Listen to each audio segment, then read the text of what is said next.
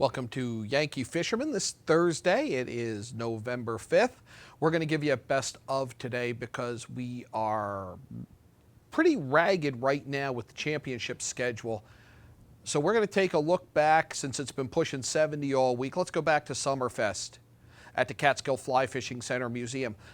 We have a ton of new shows and some very exciting content. It's going to resume next week. Next week, we're going to come out the day after Veterans Day, and we are going to have interviews about two organizations working to help veterans through angling. We're going to cover the opening of Bass Pro Shops somehow. We've got footage of a great fishing outing up to the Farmington. We're going to start a fly tie-in segment. All of this next week. For today, enjoy another Best of Yankee Fisherman. We'll have a new show for you next week.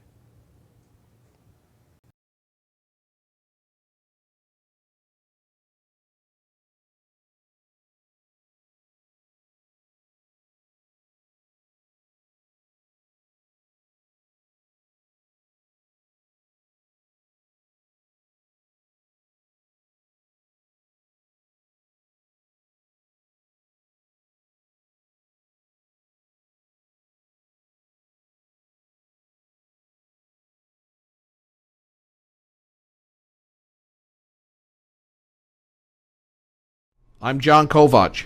I'm a newspaper editor. I'm a radio announcer. I'm a high school football coach.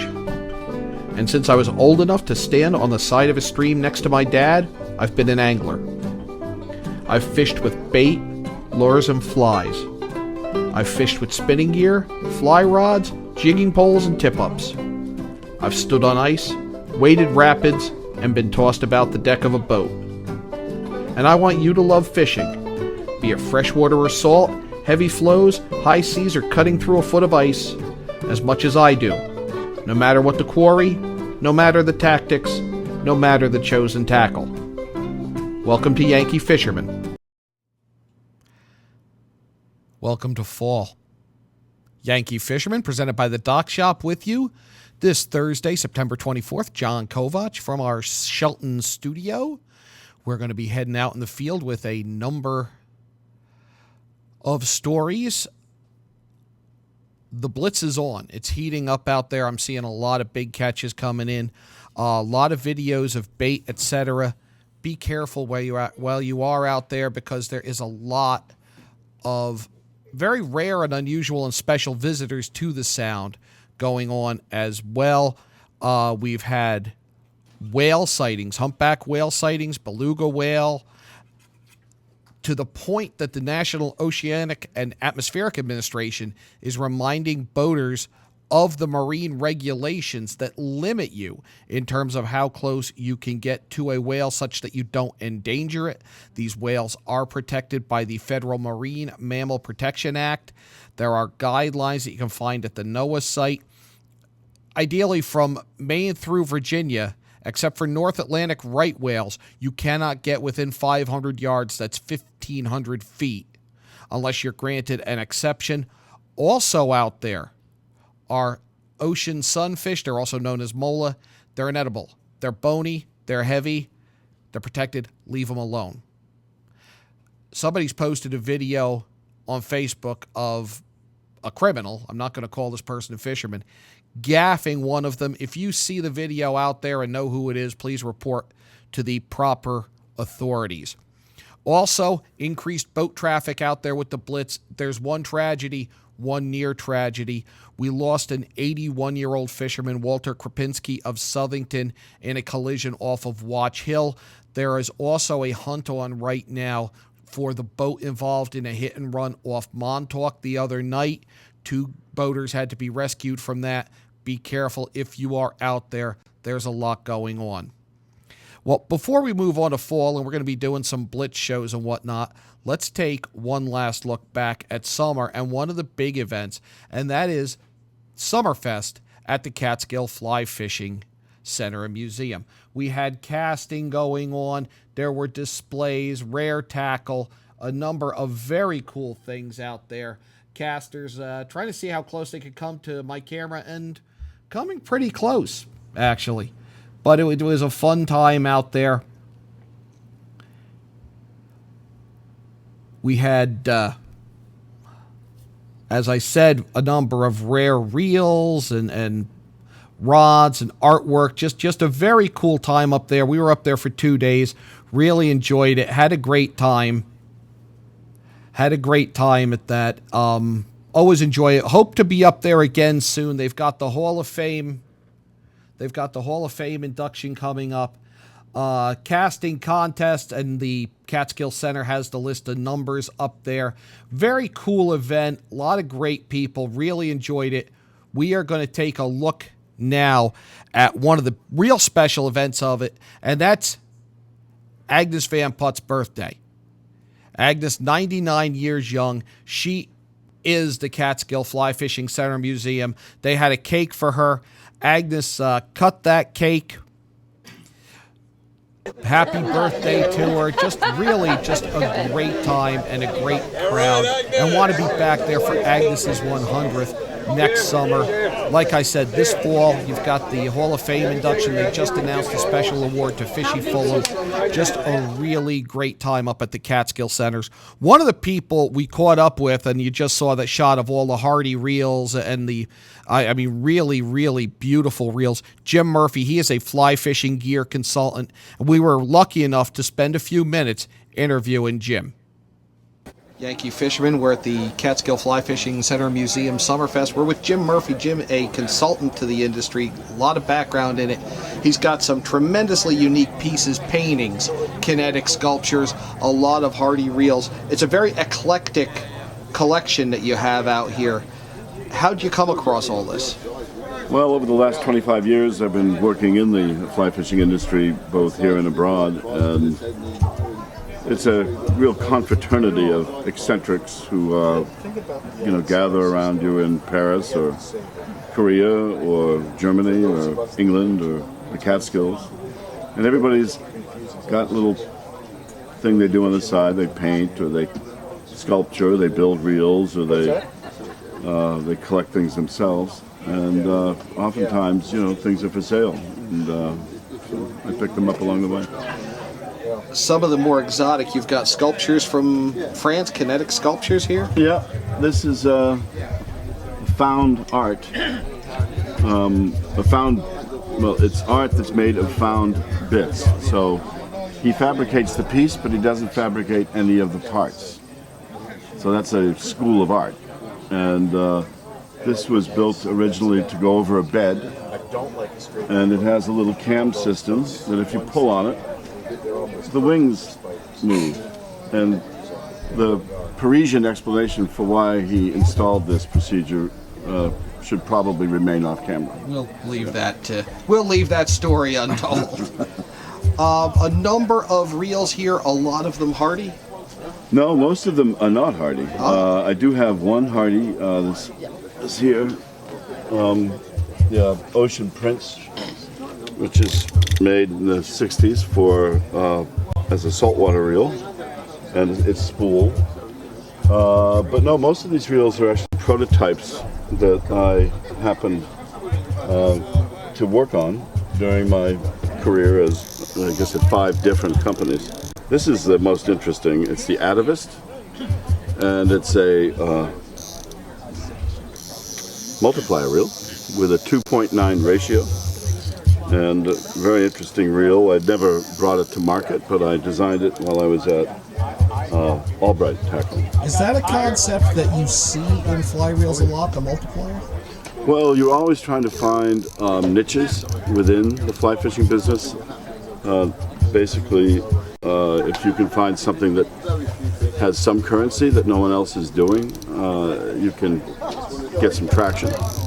So this and a few other categories, you're always looking for those opportunities, because there's a main fly fishing kind of order of 9'5" weights, and then there's all these smaller microbursts of marketing opportunities, like right now you have the fiberglass Rage, you have before that the double-handed, you have the switch rods.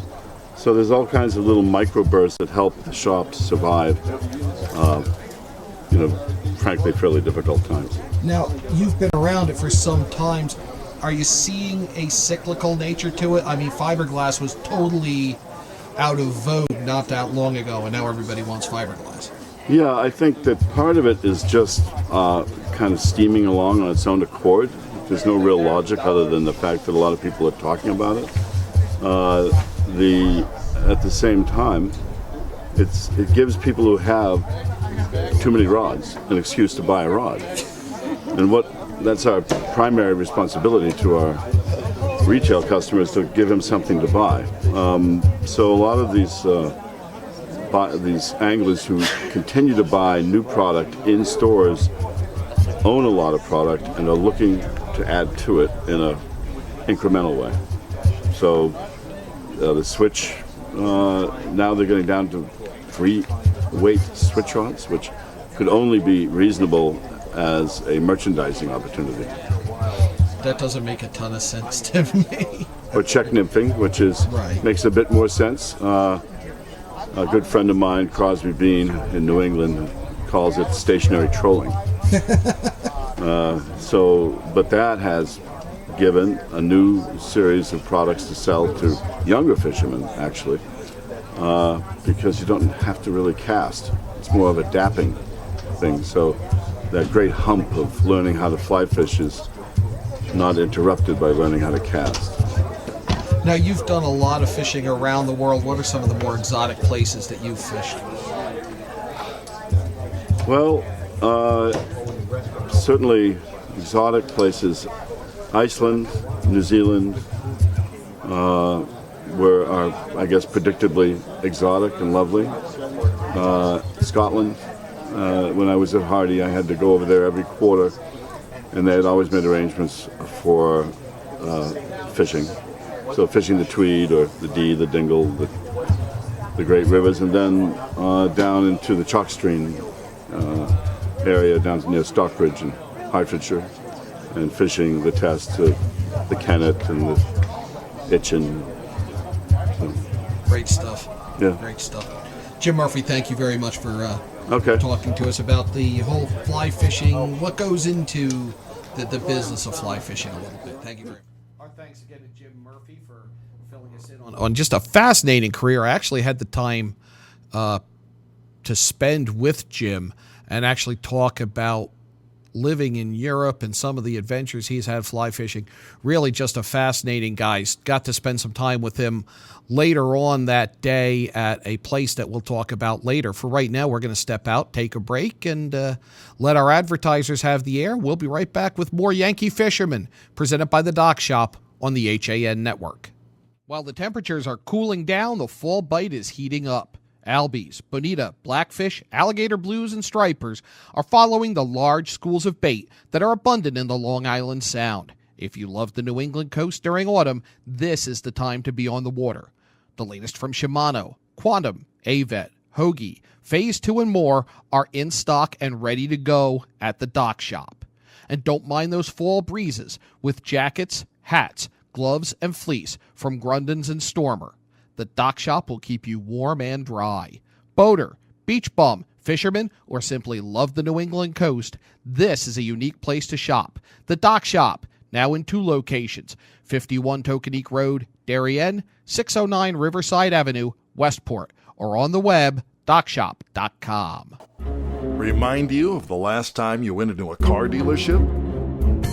Experience stress-free waters at Pamby Chrysler Jeep Dodge and Ram and find out how easy buying a car really is. Back to school means back to busy, and Stewart's Market can save you precious time by stocking all of your favorite essentials under one roof. For a healthy start to school, we have all the ingredients. Walter Stewart's, your family-owned fresh local market, 229 Elm Street and at stewartsmarket.com. Healthy, confident smiles begin at Stratford Orthodontics. Conveniently located on Main Street, we are Stratford's hometown orthodontist. We offer the latest in orthodontic technology, including Damon braces and Invisalign. We always accept new patients. Call today to schedule a complimentary consultation. 203-375-8332. Stratford Orthodontics, 2499 Main Street, Stratford.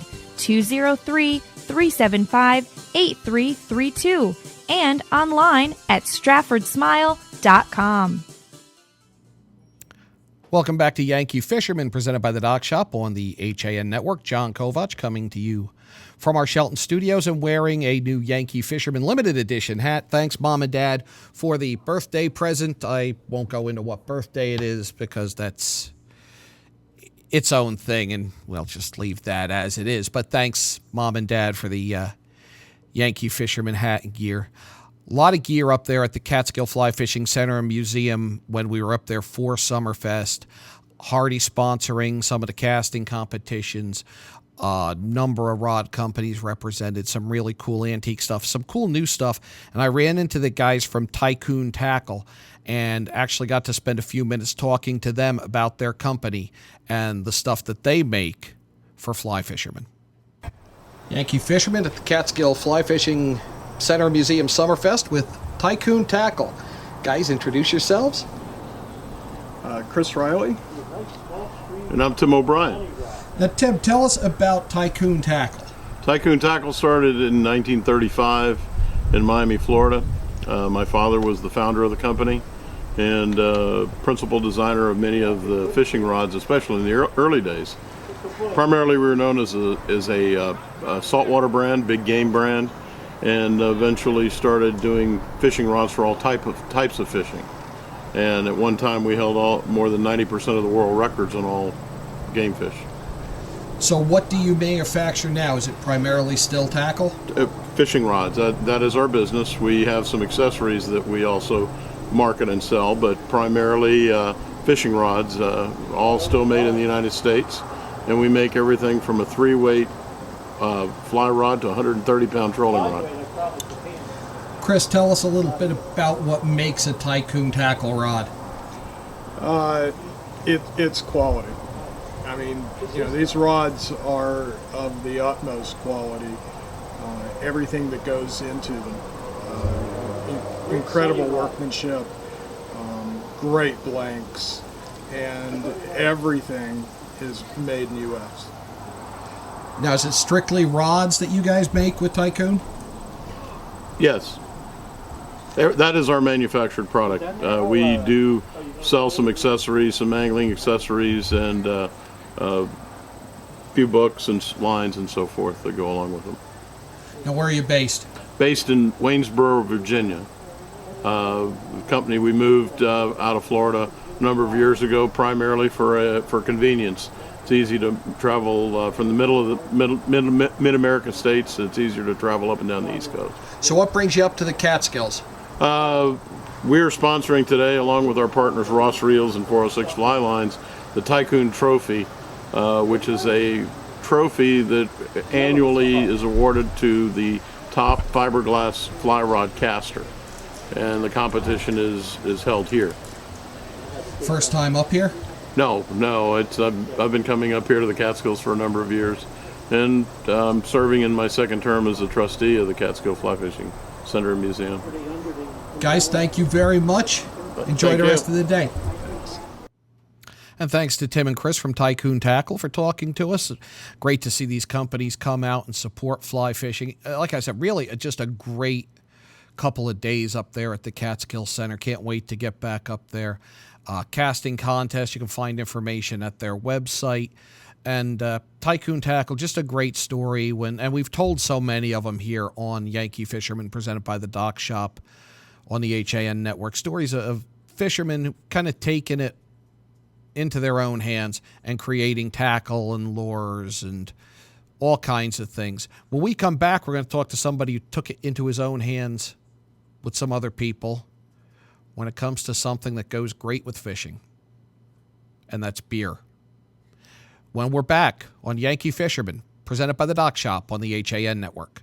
The fall bite is heating up. Albies, bonita, blackfish, alligator blues, and stripers are following the large schools of bait in the Long Island Sound. This is the time to visit the New England coast, and the Dock Shop can get you outfitted with the latest fishing gear, jackets, hats, gloves, and fleece. Boater, beach bum, fishermen simply love the New England coast. This is a unique place to shop. The Dock Shop, now in 2 locations, 51 Tokenique Road, Darien, 609 Riverside Avenue, Westport, or on the web, dockshop.com. When you experience a sports injury, you want to get better and fast. Coastal Ortho Express gives you direct access to orthopedic care quickly. Their physicians are fellowship trained in sports medicine at world-class universities and are also team doctors for area football teams. For specialized personal care of sports injuries, go to Coastal Ortho Express. Open Monday through Saturday in the iPark building, 761 Main Avenue in Norwalk, or coastalorthoexpress.com. Coastal Orthopedics, keeping you on the move.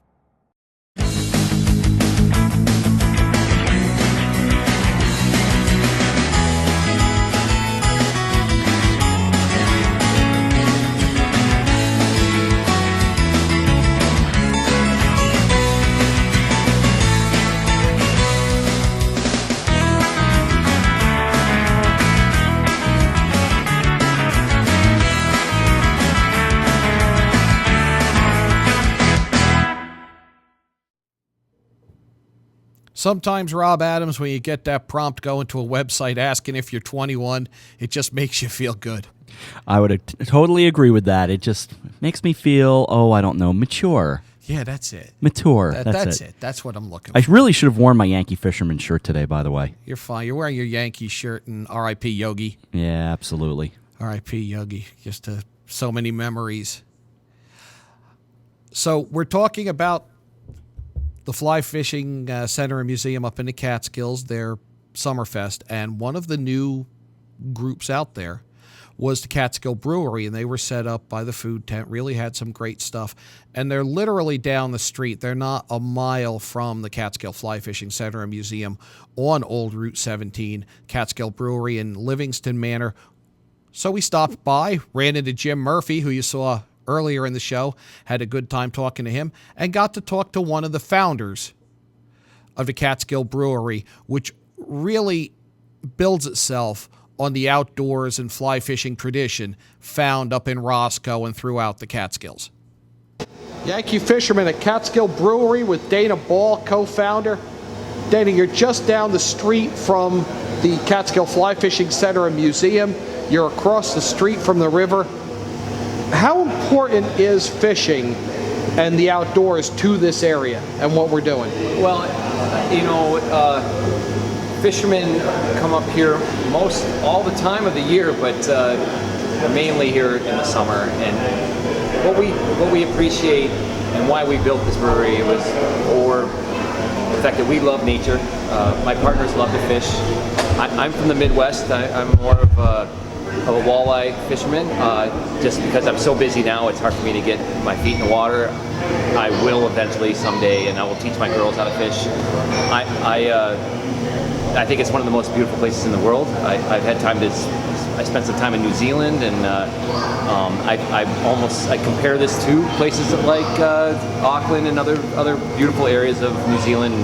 And so yeah, fishing is part of what we appreciate of the Catskills, but we love nature. I moved here because of nature. Beer is one of my loves as well, and I'm just so happy that rural America can support a brewery now today than it couldn't have 20 years ago. And I believe New York City folks are looking for an escape more and more, and they love to get to nature to kind of ground them, and fishing and just being in the woods, having the fresh air is a big part of life in New York. Your logo, and it's on the shirt that you're wearing, you've got a raccoon, you've got a rainbow trout with antlers that I have yet to catch. Tell us the story behind that. Well, there's a few things. The beamock, I've heard that referred to the beamock, which is the beaver kill in the Willowemic, where the rivers meet. They've seen this fish in there with antlers. It's as big as a deer, a buck with antlers. And if you can catch it, it's a glorious day. It also is sort of the play on the troutalope, we call it as well. And it's part of bringing history back to the Catskills and respecting history, and as well as moving forward and trying to do something great for the Catskills and bringing awareness to this area, which I believe has sort of been forgotten since the Borscht Belt and the big hotels and all the comedy. And this place was flourishing. There was hotels all around us at one time, and some of them still stand, but they're not operable. And so my partners had this vision of bringing this sort of light manufacturing industry to this area, and this will definitely be an anchor for this town. But the message is through the beer, but it's you take your beer and you enjoy the great outdoors, which is a fantastic pairing, beer and outdoors. Now, you're established in 2014. How many different beers are we brewing here at Catskill Brewery in Livingston Manor? We have 7 right now. Beer, we do things based on the season. So, and beer is a great way to show the season. So I'm drinking a Pilsner right now. It's a warm day here in the summer. The Pilsner won't sell very well in the winter. We'll have a black lager, but that'll take its place. So seasonal and beer work very well, and you're forced here in the Catskills to live by the season. So if it's dead of winter, your life changes completely, and same with summer. This is like heaven for us right now. So and beer is very reminiscent of what we experience every day living in the Catskills. How long had you thought of opening a brewery? Because I'm sure it's every beer aficionado's dream. Yeah, it is, and it's not an easy thing to do. But we are in the golden era of beer on Earth. There's no better time ever. There's more breweries today than there's ever been, and this is a great time. And also technology, ingredients, things have come to a point where beer is also tasting the best it's ever tasted as well. So, I was homebrewing in college. I always loved full flavored beers. So to have this opportunity to meet other like-minded guys that want to do something great and make really good beer, it is a very special thing. Every one of these niche breweries has a specialty style of beer. What is it here at Catskill Brewery in Livingston Manor? That's a good question. We make beers that we like to drink here, and so I would say we like classic styles. So we're making a Czech style pils is what I'm drinking right here, what I'm holding, and also we have all of our beers generally have a character to them. They are dry, they're not sweet, and they're very flavorful, and they're very clean, and I believe we're making some of the best beers in America, which I'm very excited to be part of. Now, we're primarily located in Connecticut. Our listening audience, is this the only place they can get Catskill Brewery beers? Coming to this brewery is a great experience, and we have beers here that you can't get elsewhere. But no, we are in New York City. We deliver there once. We self-distribute. We deliver there once a week. About a third of our volume goes to New York City, and the other 2/3 are scattered throughout the Hudson Valley, as well as Binghamton and Oneonta. So I think I go in about 100 to 150 miles in each direction, and that includes New York City. What are some of the future plans for the Catskill Brewery?